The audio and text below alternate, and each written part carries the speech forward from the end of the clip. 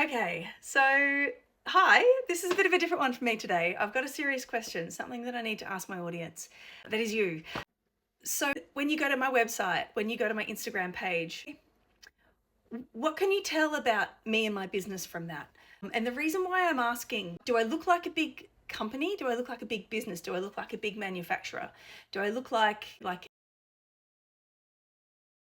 it's going to be really hard, but I'm going to try not to. That was a bit Trump just then, wasn't it? Sorry about that.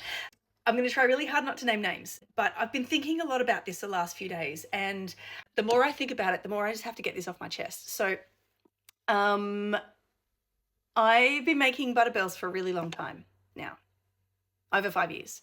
And I've been making them, I've been using them, I've been selling them. I am really proud of what I make and really proud of what I do, really proud of the whole process from start to finish. And the best thing is when people come up to me and say, I've got one and they love it and they use it every day. And that means so much to me. And this last 6 months, I've seen a surge of them online. Sorry, not just online, but in shops everywhere. And people are making them now more than ever. And, whenever I see another person like me, someone in their home studio or whatever, making them, I'm curious. I have a look. I'm like, ooh, this is a different way to do that.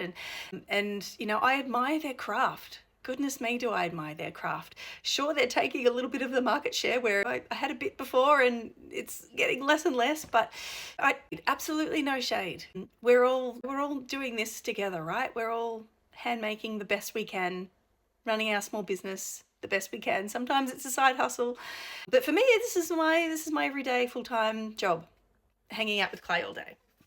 So when I see big businesses competing with people like us, uh, it cuts differently. It, it, they can grab a lot more of the market share. They can charge a lot less for their product, and they can make them in China for less than a third of the cost. They can make them in bulk. They can make hundreds and thousands of them, and it's just a bit different to me. And sitting here making one right now, it's different. It feels different, and there's two problems that I'm trying to come to terms with right now. So please give me your feedback or your thoughts if you have any. The first thing is the whole handmade aesthetic. When you pick up something of mine, it's handmade because there is no other way to make this for me. I'm not a factory. I'm not a machine. I am a person with hands and a brain. And I make them with my own hands. And I think all of the time when you hold something that's handmade, it just feels different. But there's an aesthetic that comes with something that's handmade. It's not perfect. There's glaze splotches, there's bits where the glaze have run. Sometimes I miss the stamp, it's a little bit on the side, or sometimes when I'm trying to find something now that might have like a little fingernail scratch or something, and I don't know, it's proof, right? It's handmade. I'm not a production line. And those are the things, those are the reasons why we cherish the handmade. But it's become an aesthetic. The wavy rims on the top of a factory made bowl, or the fingerprints where it's been dipped in the glaze, has become an aesthetic.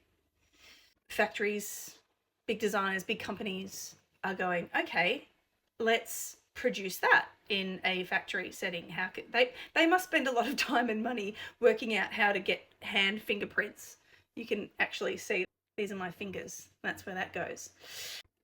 It becomes really confusing for the customer. Are they buying handmade or not? They think they are sometimes. They don't realize. They look on the bottom and go, oh, sometimes it says made in another country. Sometimes it doesn't. Sometimes it just says designed in Australia. And you're like, oh, okay, this is Australian. It's not. But when it becomes confusing for the customer will then pick up something that is actually handmade and say, why is this $60? I bought one from company X for $20, $30 or whatever. What makes this so special? They look at it, it looks the same, it does the same thing. What's the difference? And they don't understand this. They don't understand any of this because they can't see it. The aesthetic that comes from making in this environment has now become a factory standard, like a quality that factories, these big companies, will try to emulate. But it's the price point that I have a problem with, because I can't compete with a $30 cup. I can't do it. I just can't do it. Thoughts on that? This is taking up a lot of my brain space right now. I don't know if you can tell. But I'd love to hear what you think about these things. And like, look, I get it. Okay, I know not everyone can afford a $60 cup. Don't get me wrong. I'm an artist. I know more than anyone. Bottom line, times have always been tough for artists. This is not a recent financial crisis for us. We know this is our lives. We've always lived like this. And I don't know if this is a general opinion when people see cups like this that are on a market stall table at $60 and think that we must be rolling around in money and like Scrooge McDuck or something, but 100% not. Probably the exception of Jeff Koons, one artist, probably rolling around like Scrooge McDuck. Everyone else, absolutely not. So I get it, times are tough. But the big companies that are using that handmade aesthetic to confuse customers, I'm going to say it confuses them straight up. That is making me charge more for this. That is what that is doing, because I can't compete with a $30 cup. I have to charge more, and if only fewer people are buying it, then I have to charge more, because that is the only way I can continue to operate. I think I'm going to do the next point as a part 2, because there's a lot more to that than 8 minutes worth. Thoughts? Hit me up.